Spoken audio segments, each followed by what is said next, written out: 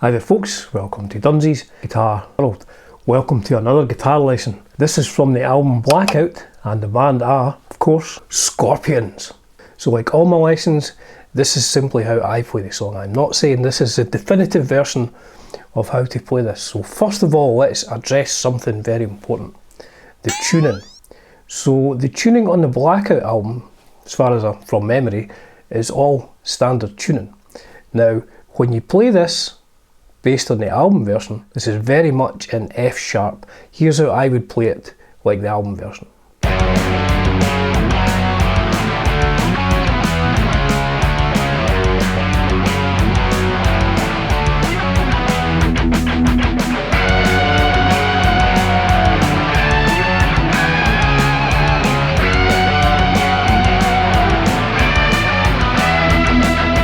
Now live, let's look at 1983 from the legendary heavy metal festival in Dortmund in Germany. Let's watch Rudolph and what he's playing here.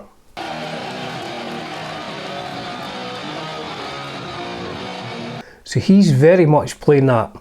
It looks like he's playing around E, but they're actually detuned flat slightly. That's in E flat. So as far as I can make out, now I did slow that video down a bit.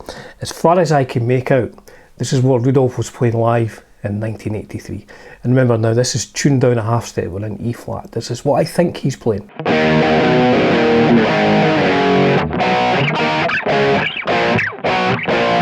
So it seems to be the E open and then down to catch the 8th fret of the bottom E string, maybe hitting the 7th fret of the A string at the same time, which I guess is like a C chord.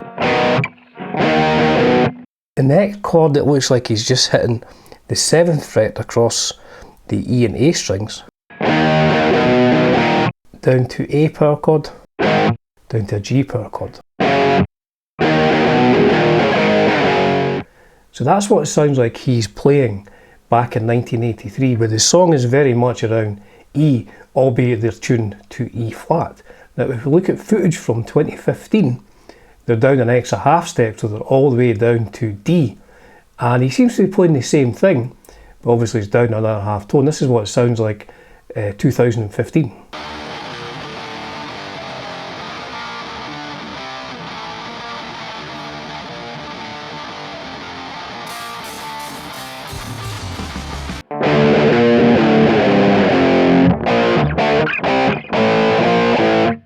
So again, it's very much around an open E, or in this case, we'd been tuned down an open D.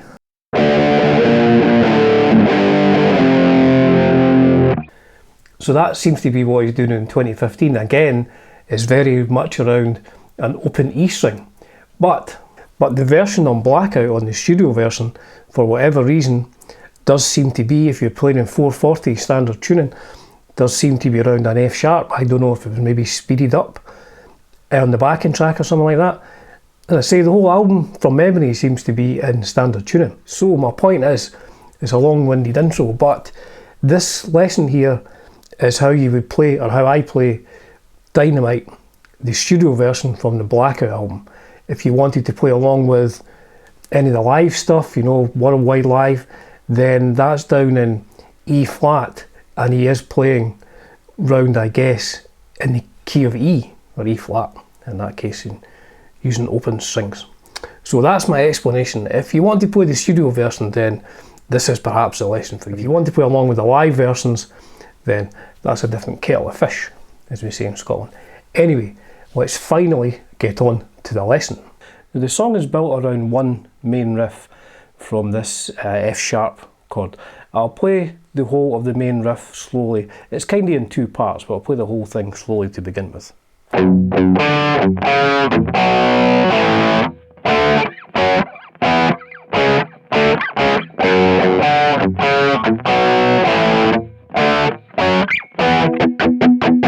Chugga, chugga, chugga. Chugga, chugga, chugga. Right, so it's the 2nd fret of the bottom E string. You're using that as a pedal tone, so you're keeping going back to that. 2 on that. And then the 5th fret of the A string. Back to the 2nd fret of the E, to the 4th fret of the A string. Try and get my picking hand in as well. And then a B power chord to an A5 power chord. So slowly, that goes like this. And again. Once more for bad luck.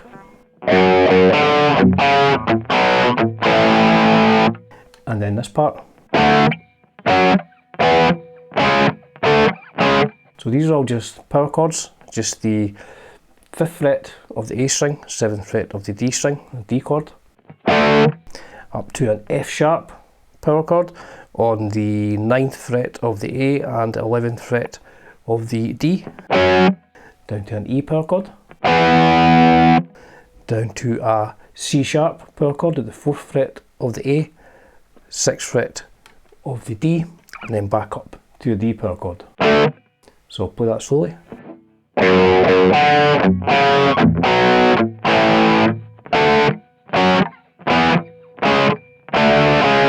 And again.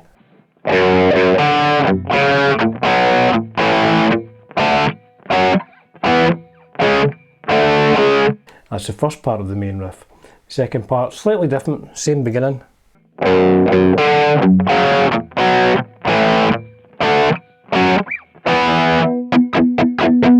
So you're just going from the D power chord to the F sharp power chord to the E power chord. Then you're taking all your hands, all your fingers, not all your hands, all your fingers off the strings and do this. So you're just kind of holding the strings down, you're not actually pressing a note. So in context, the whole of that riff goes like this.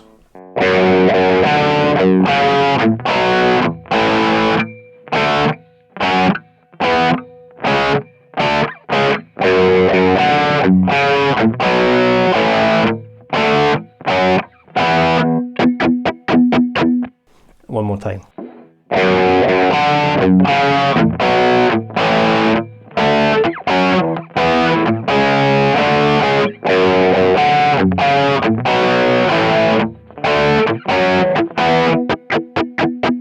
I'll get a different angle so you can see my picking hand as well.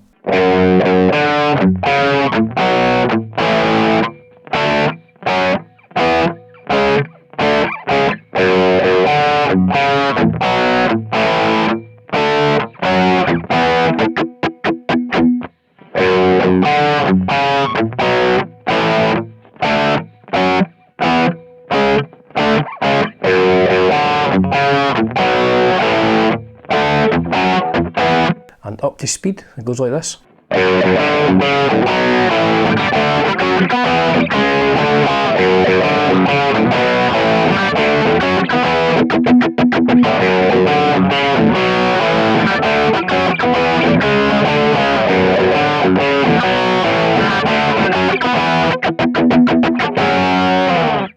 So the verse goes to the F sharp power chord.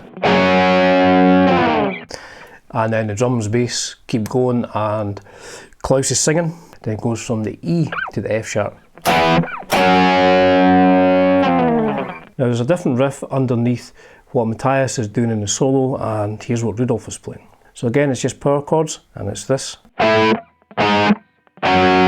So it's A, 12th fret of the A string and the 14th fret of the D string, and then down 1 fret to an A flat, and then down to the F sharp power chord again.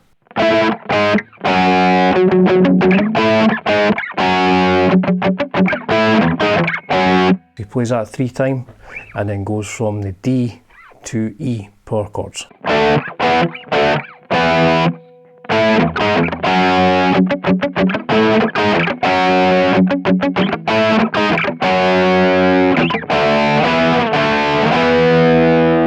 Now obviously I'm not going to try and show you the solo for this song, mainly because I can't play it.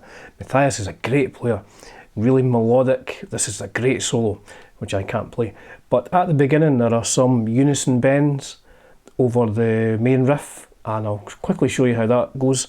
It's not particularly complicated. It's quite hard It's not complicated to play, there's not a lot of notes, but it's quite difficult to get the pitch bending properly, so I'll show you what it is. So the first one is like an F sharp unison bend. It's the 14th fret of the top E and the 17th fret of the B string. So you're bending this note to match this note. You're playing them both at the same time.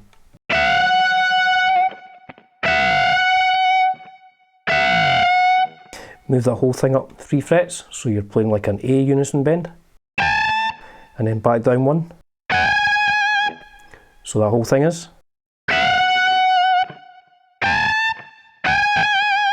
And again. And then for the second time you go back to the F sharp again. And this time you go down to a D, so it's the 10th fret of the top E string and the 13th fret of the B string.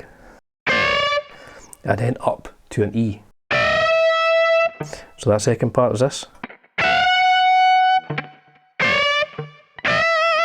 Now you can also play that. I mean, I find it quite difficult bending the second string to match the first string, so I tend to go with the second string, the B string, and then bending up on the third string, on the G string. So instead of going to the D here, you could play it here, so it's the 12, 13, 14, 15th fret of the B string and the 17th fret of the G string. And move up 2, and that's your E. So that second part would be like this. So the whole thing together, I'm bending these out of tune, I realise, but I'm just showing you how it goes.